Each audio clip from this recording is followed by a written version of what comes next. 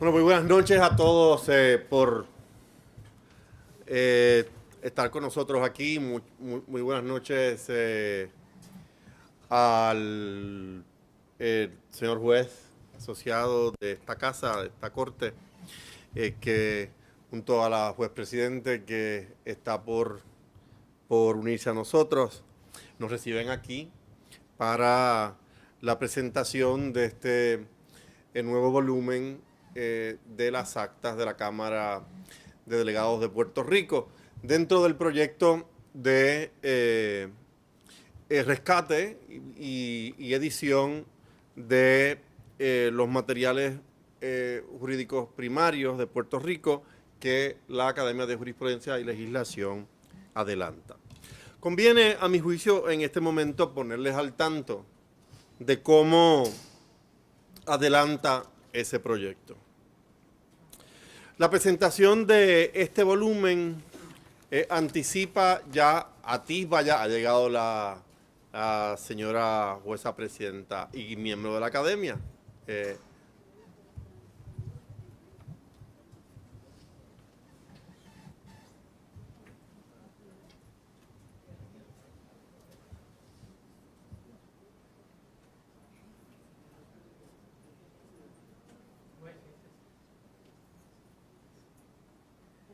Perdonen que estoy interrumpiendo, yo no sabía que esto había empezado.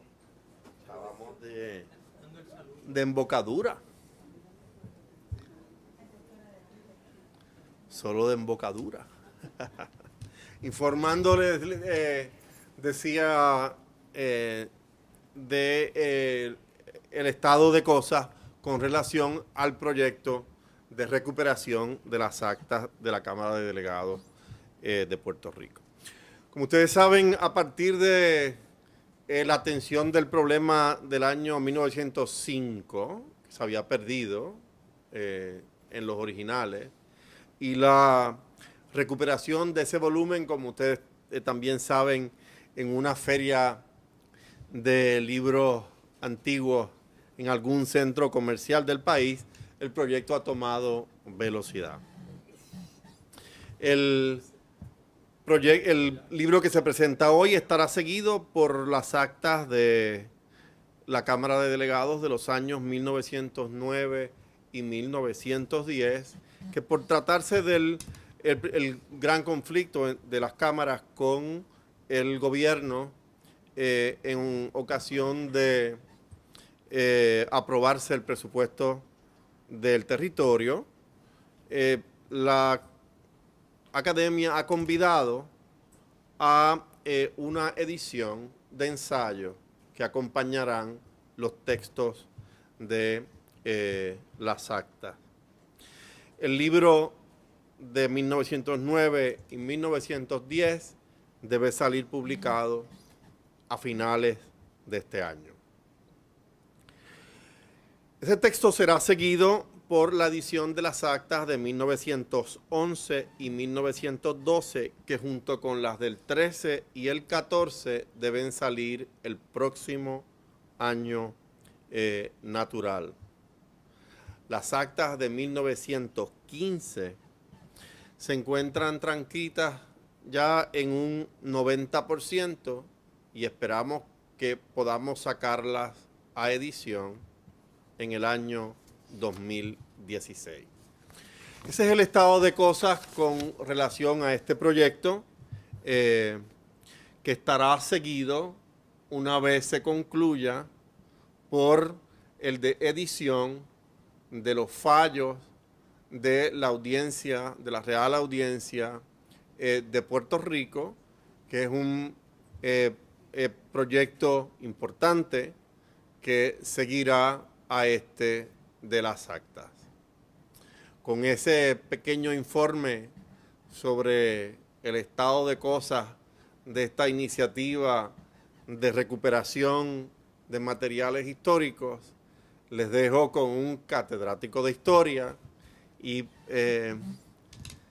presidente de la comisión correspondiente, iniciador de este proyecto de las actas de la Cámara de Delegados oportunamente, el doctor Carmelo Delgado Cintrón, que tendrá a su cargo la presentación del volumen de 1907 y 1908.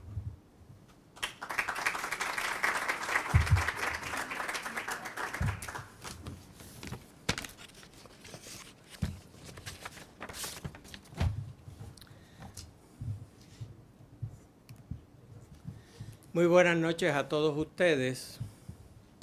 Señor presidente de la Academia Puertorriqueña de Jurisprudencia y Legislación, señor presidente de la Universidad de Puerto Rico, señora presidenta del Tribunal Supremo de Puerto Rico, señor juez asociado del Tribunal Supremo de Puerto Rico, señor presidente de la Academia de la Historia, decana de todas las academias, académicos y académicas.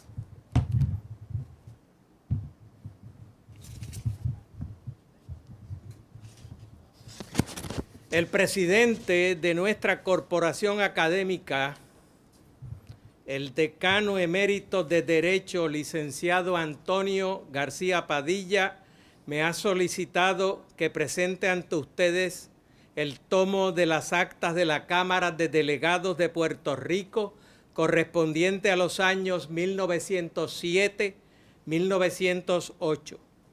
Nuestra institución, consciente de la importancia del historial legislativo para poder conocer y estudiar las leyes y otras medidas radicadas y aprobadas por esa Cámara electiva, cuerpo colegislador de la Asamblea Legislativa, junto con el Consejo Ejecutivo, se ha encargado de divulgar esos contenidos que permanecían inéditos.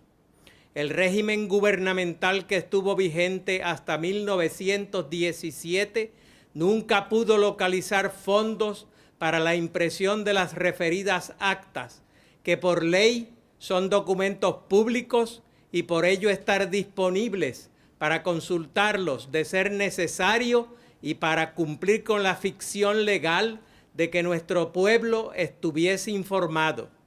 Ciertamente, la publicación y divulgación de actas legislativas, leyes y resoluciones conjuntas y otros acuerdos es imperioso para cualquier régimen. No olvidemos que Carlos IV no publicó la pragmática sanción de 1789 que suprimía la ley sálica, autoacordado del 10 de mayo de 1713, que permitía a las mujeres heredar la corona, hecho de que se valió Fernando VII publicándola entonces para imponer en 1830 a su primogénita Isabel como reina de España y excluir a su hermano, el infante Carlos María Isidro, iniciándose las guerras carlistas a la muerte del rey en 1833. Vemos como la publicidad de la legislación y las incidencias parlamentarias son fundamentales y pueden ocasionar serios contratiempos. Asimismo, en estos congresos, la dinámica legislativa lleva los trabajos por distintos vericuetos y resultados que inicialmente no se propusieron. Recordemos, por ejemplo, que en las Cortes ordinarias y extraordinarias convocadas en 1810 en Cádiz para la reforma del Estado español y la proclamación de Fernando como rey, enfrentándose a los designios del emperador Napoleón Bonaparte, luego de convocadas en Cádiz, se dedicaron además a legislar una constitución proclamada en 1812, siendo la primera constitución española siguiendo las directrices de los pensadores franceses y los paradigmas estadounidenses. Sin embargo, el pueblo español no respaldó tales reformas ni esa carta fundamental, prefiriendo las antiguas leyes fundamentales que desde el fuero juzgo y las partidas constituían los reinos.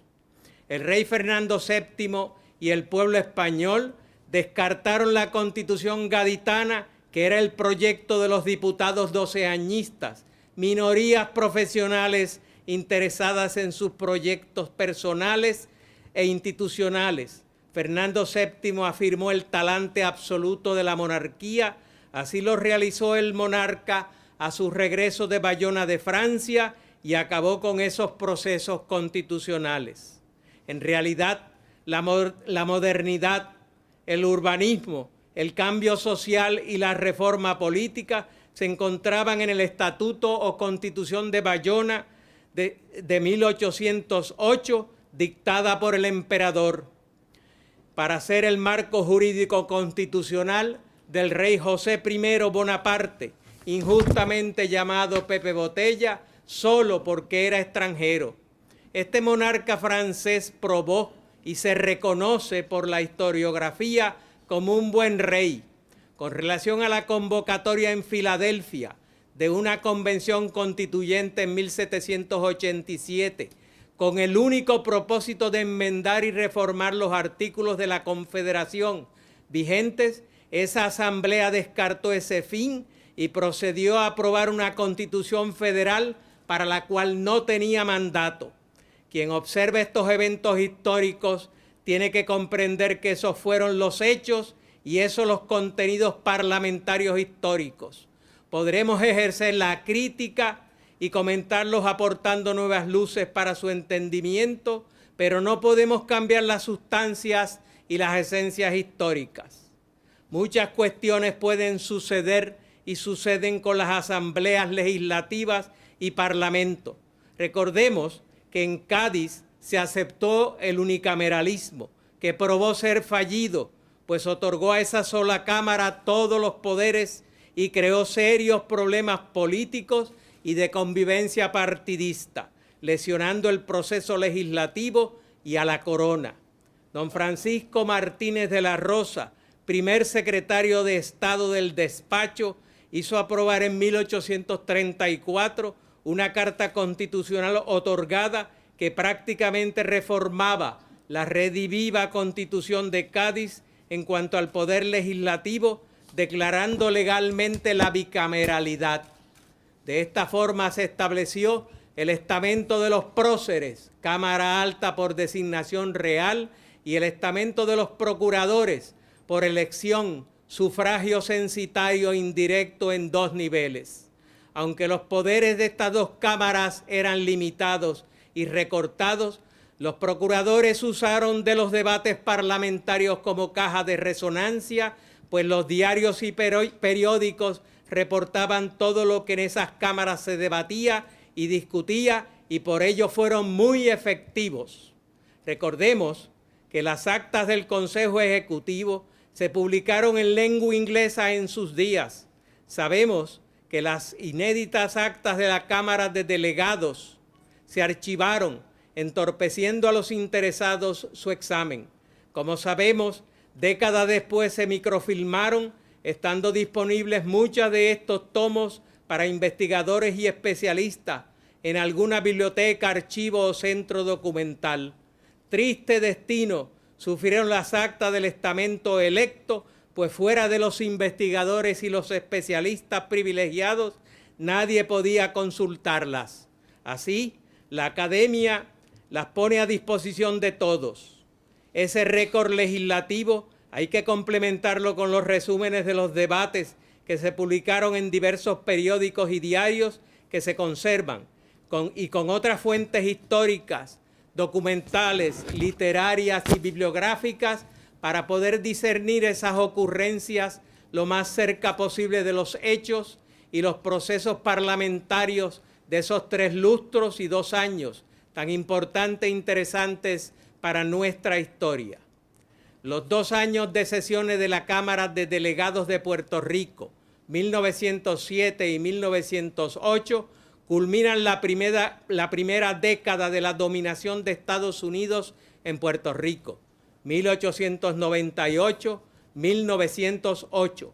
El sistema institucional establecido por el Congreso de Estados Unidos en cuanto al gobierno y el poder legislativo responde a la desconfianza, suspicacia y pobre opinión que tenían en Washington sobre la educación política y la cultura de los puertorriqueños, incluyendo a las élites, así como también sobre la instrucción pública del país, Pues, por ejemplo, en el siglo XIX nunca se estableció una universidad en la isla y así durante 500 años de dominación española estuvo esa institución ausente para los puertorriqueños.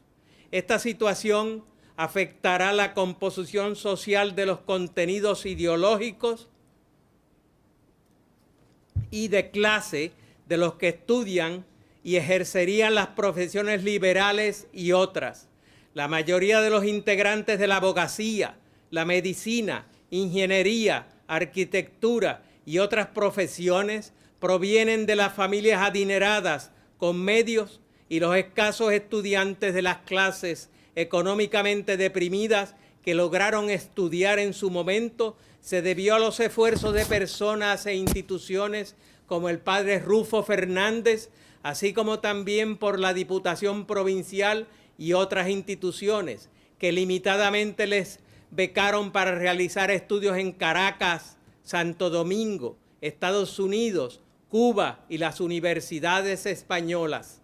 El Ateneo puertorriqueño intentará paliar esta gran injusticia y desigualdad y falta de oportunidades para la gran mayoría de la población.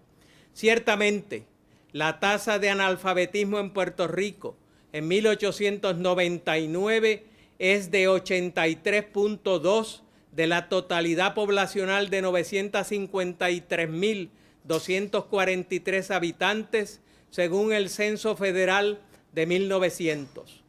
Ello confirmó y dio pábulo a la referida actitud sobre la falta de educación en la isla. Si a ello se le añade la forma y manera de gobernar a Puerto Rico por las autoridades españolas, el cuadro queda completo. Sin embargo, la historia de nuestro país ofrece numerosas instancias de civilidad, educación política y madurez. Esta pobre opinión sobre las capacidades intelectivas y cultura política de los puertorriqueños se extendió también a los cubanos. El cónsul de Estados Unidos en La Habana, Adam Badeau, en un memorando confidencial de 23 de octubre de 1886, aseguraba al presidente de los Estados Unidos, cito, los cubanos eran un pueblo mezclado racialmente, heterogéneo, sin conocimientos del sistema republicano de gobierno y la mayoría de ellos ajenos a la religión cristiana y a la civilización moderna. Es conocido que el elemento racial es un componente importante de estos hechos históricos. Cierro la cita. Esta opinión consular desconoce que en La Habana funcionaban dos instituciones universitarias, la Universidad Literaria de La Habana y el Seminario de San Carlos, además de otras corporaciones académicas y rasgos culturales muy importantes. Esa es una de las excusas esgrimidas para imponerle a Cuba la nefasta enmienda Platt como parte de la Constitución de la República de Cuba, mediatizándola. De esta forma se permitieron, bajo el manto del derecho constitucional, las intervenciones de Estados Unidos en los asuntos internos y externos de esa nación aparentemente soberana. Si eso hicieron las autoridades federales estadounidenses con Cuba, que tenía funcionando desde 1892 el primer partido revolucionario del mundo, desde 1895, una revolución en marcha con su ejército insurgente combatiendo a los españoles, una república en armas, dos cartas fundamentales, la Constitución de Jimaguayú y la Constitución de La Yaya, y un gobierno revolucionario con delegados internacionales e importantes y continuos contactos en centros académicos y de poder en los propios Estados Unidos, que no harán e impondrán a Puerto Rico. La pequeña Antilla carecía de todos esos elementos, contactos y asideros políticos, sociales, militares y revolucionarios que antes hemos mencionado. Otros hechos condicionaron también las actitudes y comportamientos políticos gubernamentales y específicamente los parlamentos en el nuevo régimen territorial de Puerto Rico. El hecho de que grandes sectores mayoritarios del pueblo puertorriqueño recibieran de forma jubilosa y obsequiosa a las tropas invasoras, creyendo la mayoría que traerían riquezas sin fin y grandes oportunidades materiales, matizó sus futuras actuaciones y desempeños. Ya lo ha dicho el teórico de la guerra, el general Karl von Clausewitz. Cito, no hay invasión si no hay resistencia y lucha. Cierro la cita. Cuán diferente se comportaron las masas puertorriqueñas en 1797, cuando se produjo la invasión inglesa. Ahora, entre el 25 de julio y el 12 de agosto de 1898, esas nuevas generaciones nativas mantuvieron un comportamiento muy distinto frente al invasor. A esos efectos, don Mariano Abril afirmó en el diario La Democracia de 31 de enero de 1916 que, cito, cree mi buen amigo el doctor Manuel Guzmán Rodríguez, que si la labor intelectual de Hostos hubiera influido poderosamente en el país, nuestro pueblo no tendría más carácter, más civismo y más patriotismo. ¿Puede un pueblo que ha dado ante el dominador espectáculos tan tristes de humillación y servilismo llamarse discípulo de Hostos sin injuriar la memoria del maestro? Cierro la cita. Abril vivió el momento histórico del 98 y atestigua los hechos. Sin embargo, no es el único. Más duro fue el doctor Manuel Guzmán Rodríguez, testigo también de la invasión, que llamó al pueblo de Puerto Rico en la prensa pueblo cobarde y degenerado. Cierro la cita. Veamos el relato histórico desde la perspectiva de una historiadora contemporánea. La doctora Irene Fernández Aponte narra según su perspectiva la realidad del recibimiento de aquellas tropas. Dice la historiadora, cito, en muchos lugares las bandas musicales salieron a la calle y su música se hizo escuchar por toda la población. También hubo flores esparcidas al paso de las tropas norteamericanas. Recibían en grande a aquellos hombres altos, rubios, bien uniformados, cuyas botas lustrosas retumbaban con poder sobre el pueblo borincano. Paladín de la libertad, era la esperanza de la independencia tan deseada, aunque sentimientos encontrados bullían en las mentes y los corazones de los que vivieron la experiencia del momento. Había mucho temor, a la vez que curiosidad y espejismos ingenuos. Cierro la cita. Un periódico contemporáneo de los hechos, el diario La Correspondencia de Puerto Rico, de 21 de agosto de 1898, informaba en una noticia los sucesos ocurridos en Guayama al entrar las tropas e izarse la bandera de los Estados Unidos. Cito, hombres y mujeres se ponían de rodillas para adorar a los soldados. Cierro la cita. El periódico editorializa manifestando que, cito, debiéndonos a la información imparcial y completa, no lo ocultamos, aunque nos duela que la actitud del país nos resulte más reservada y más altiva. Cierro la cita.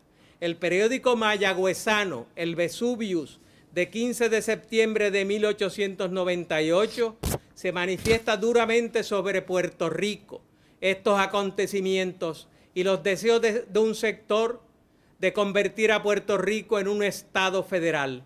Expresa editorialmente el Vesuvius que, cito, piensan y gritan los ilusos que este país, cuna de todas las inmoralidades y nido de todas las desvergüenzas, está en condiciones de ser un miembro de la gran república continental. Bárbaros, porque no os fijáis en lo que somos y hemos sido siempre, serviles por temperamento, hemos permanecido de rodillas ante los opresores, rindiéndole culto, besando la cadena de la esclavitud.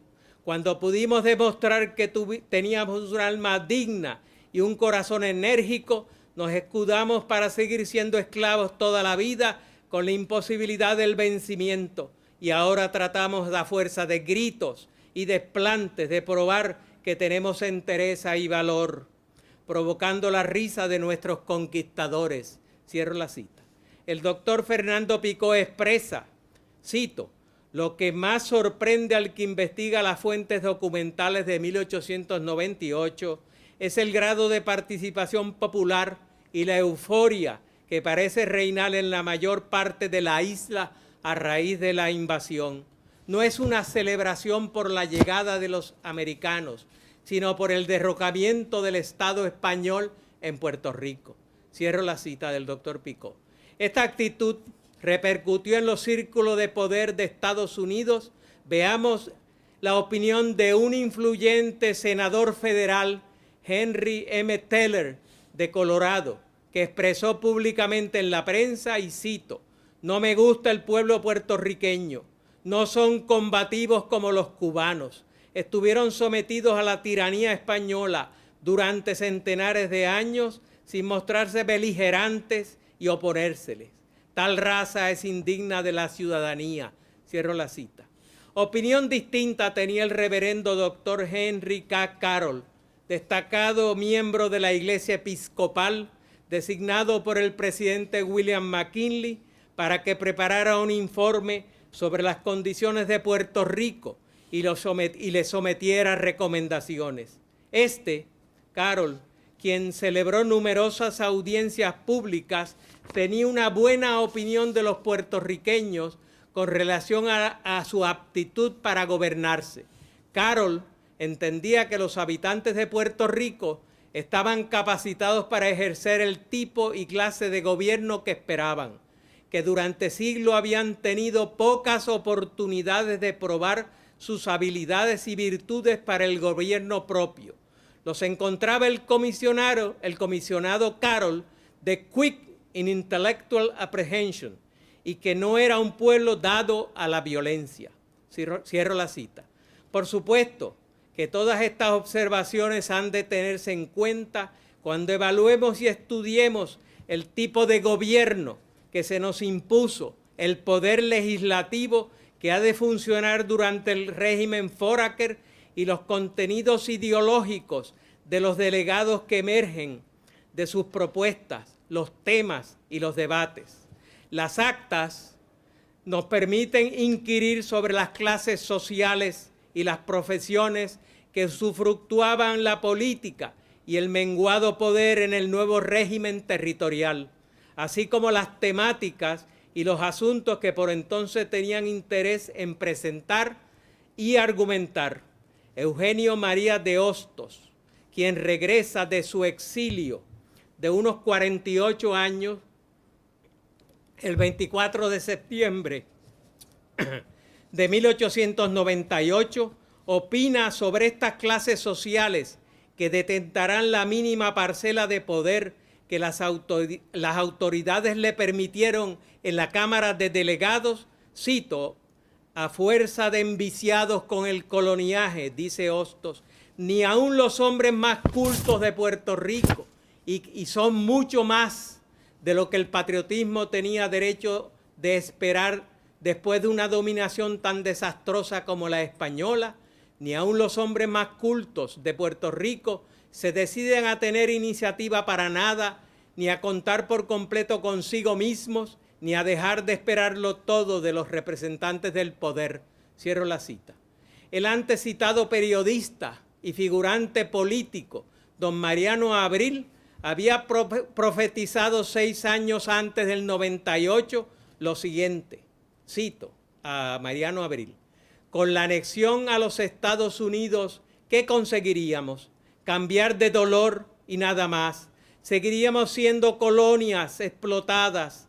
Pensar que los yanquis han de darnos todas sus libertades y todo su progreso por nuestra cara bonita es pensar cebada. Nos darán, sí, aquellas libertades adecuadas a nuestra cultura a cambio de una explotación amplia y segura. Cierro la cita de Mariano Abril. La Cámara de Delegados electa y los 5 miembros del Consejo Ejecutivo designados eran los únicos foros oficiales que tenían para exponer sus ideas, las clases políticas que detentaban el poder, provenientes del régimen de dominación anterior español y que se manifestaban por conducto de ambos partidos políticos, y por supuesto los proyectos presentados resumían aquella ideología de clase y aquellos intereses. No importa que el país sea ruinoso y abunde la pobreza y el analfabetismo. Ya lo señalaba el periódico satírico La Bruja, que dice el 29 de mayo de 1898, cito, que el país está cayéndose de puro ruinoso, que el hambre nos echa un dogal al cuello, que nadie tiene una peseta, que los parásitos aumentan e invaden el café, la plaza y las tabernas, que una tajada de jamón es vellocino de oro, que el arroz parado es una hipótesis. ¿Quién lo duda? Cierro la cita. Ya lo dijo el jurista revolucionario José Martí, cito a Martí, como si cada época pudiera dar de sí más ni menos de lo que en sí lleva. Cierro la cita. Sigamos. El gobernador militar George W. Davis opinó sobre la única elección que se celebró durante los años del gobierno militar, 1898-1900, que, cito a Davis, resulta melancólico reflexionar que no hay un solo caso en que la raza hispánica, en virtud de un ejercicio honrado de la franquicia electoral, haya podido establecer y mantener un gobierno adecuado, en que se garantice y se dote de iguales derechos, privilegios y responsabilidades a todos. Cierro la cita.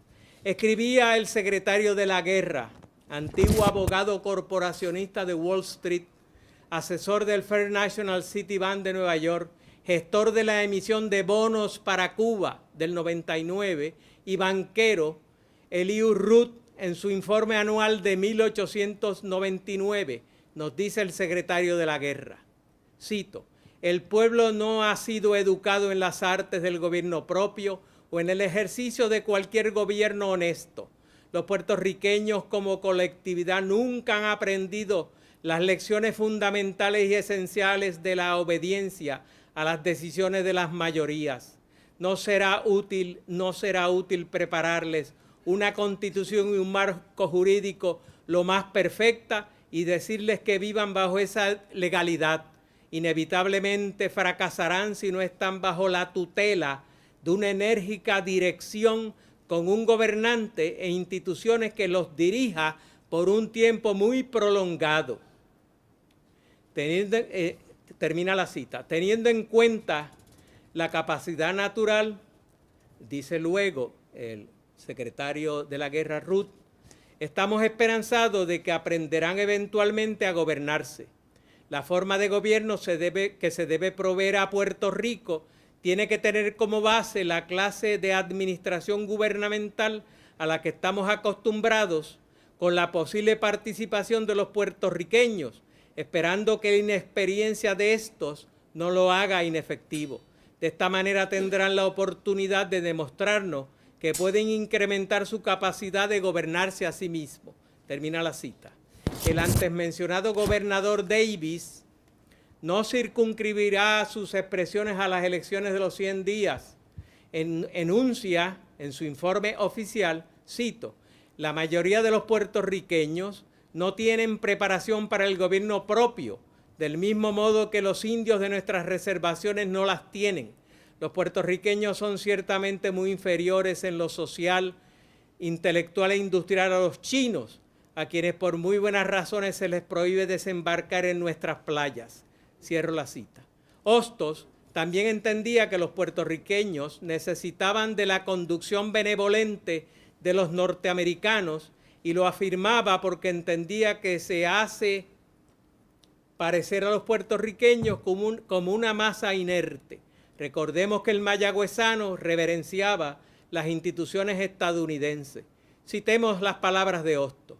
¿Pueda nuestra isla quedar temporalmente hasta que se eduque en el self-government bajo el patrocinio de la Unión Norteamericana? Cierro la cita. Hostos plantea que el cambio de bandera no ha podido bastar para que de súbito pasemos de españoles a ser americanos. Lo cierto, lo necesario es cambiar de ideas, de hábitos, de costumbres, de vida, aprovechando el ejemplo del pueblo que hemos tomado por maestro, dice Hostos, y usufructuando sus instituciones políticas, económicas, administrativas y culturales, hasta el punto de asemejarnos a ellos en cuanto al trabajo, el gobierno, la educación y la cultura general, pueden contribuir a ser semejante a dos sociedades tan disímiles en el origen.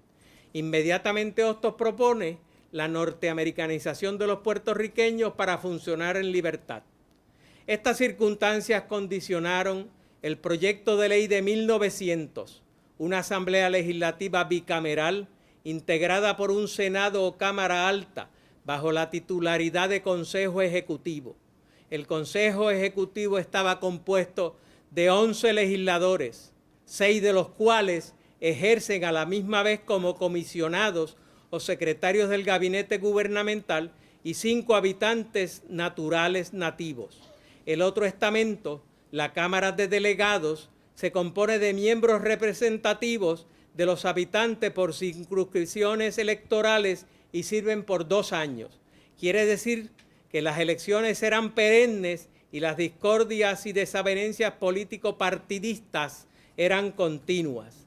Desde los orígenes del régimen norteamericano en Puerto Rico surgieron las discrepancias en que se dividen los antiguos liberales reformistas de 1869, devenidos estos liberales reformistas en autonomistas y divididos a finales de siglo por el pacto muñozista sagastino, ahora encontrados en liberales fusionistas y autonomistas ortodoxos de Barbosa, reconvertidos en 2 organizaciones anexionistas de diverso énfasis, el Partido Republicano Puertorriqueño y el Partido Federal Americano, hasta asentarse eventualmente pocos años después en Republicanos y el Partido Unión de Puerto Rico desde 1904 hasta la Alianza. La verdad es que el perfil de los militantes de ambos partidos se asemejan, abundando abogados, empresarios, comerciantes, médicos, estancieros, industriales y otros profesionales de las élites.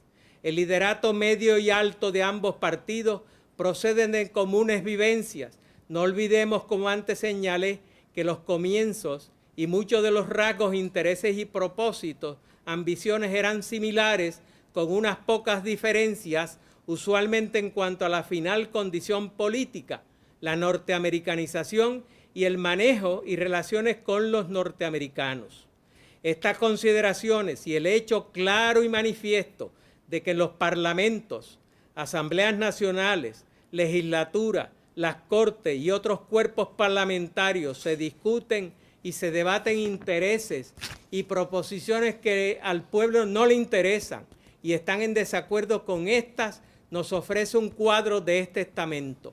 Es el lugar donde los intereses económicos, políticos, privilegios de clase y de otra naturaleza tienen acomodo y negociaciones, y donde la retórica y la oratoria hueca y rimbombante ruge continuamente. El doctor Fernando Picó plantea en su prólogo a este tomo que estos legisladores o delegados, cito, maravillosos prohombres elocuentes, desprendidos de intereses particulares la mayor parte de las veces, ídolos de las multitudes fervorosas, paladines de la palabra enjundiosa, pero casi todos pertenecientes a las élites municipales y profesionales, celosas de sus privilegios heredados y ambiciosas de prerrogativas y prebendas. Cierro la cita. Continúa el profesor Picó expresando, y cito, peroraban estos leguleyos y la gente seguía muriéndose, sino ya de anemia, de tuberculosis, de infecciones, de enfermedades respiratorias, de desnutrición.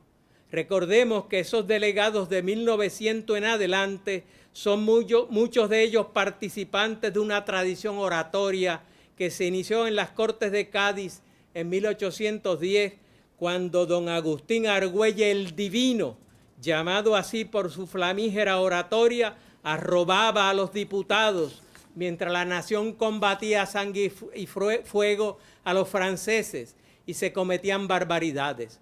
Luego el profesor Picó compara las actuaciones de los delegados y el tenor de sus proyectos. Cito: lo que ellos creían que eran los asuntos vitales del país, la protección del café, la construcción de escuelas, carreteras y puentes para sus municipios, el fomento del pequeño comercio, los estudios universitarios en el norte de jóvenes considerados prometedoramente, y nos habla luego del lento proceso de modernización, americanización y urbanización en que Puerto Rico se enfrascaba y sus paralelismos con los temas legislativos, así como las contradicciones que emergían de ese proceso.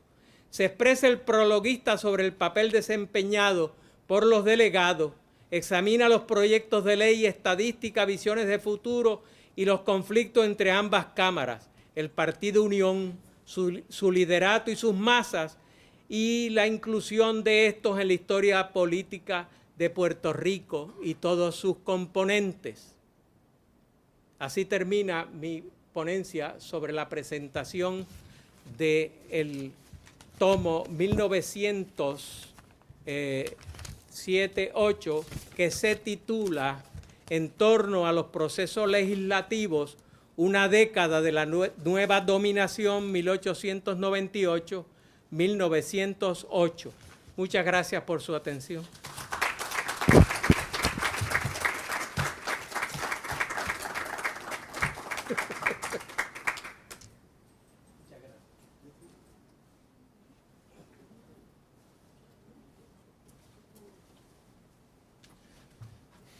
Muchas gracias, doctor Delgado. Y para concluir, quiero reconocer la presencia del licenciado Toro, de la Fundación Puertorriqueña de las Humanidades, cuya largueza ha hecho posible la publicación de este proyecto, la edición de las actas de la Cámara de Delegados de 1906 y 7. Muchas gracias a todos ustedes por estar con nosotros.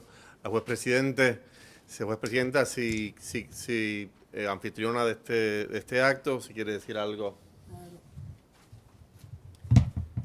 Ay, Dios mío, bueno, agradezco mucho la petición que me hiciera el señor presidente de la Academia para que el Tribunal Supremo, esta sede, pues fuera el lugar para presentar la presentación de esta edición de las actas.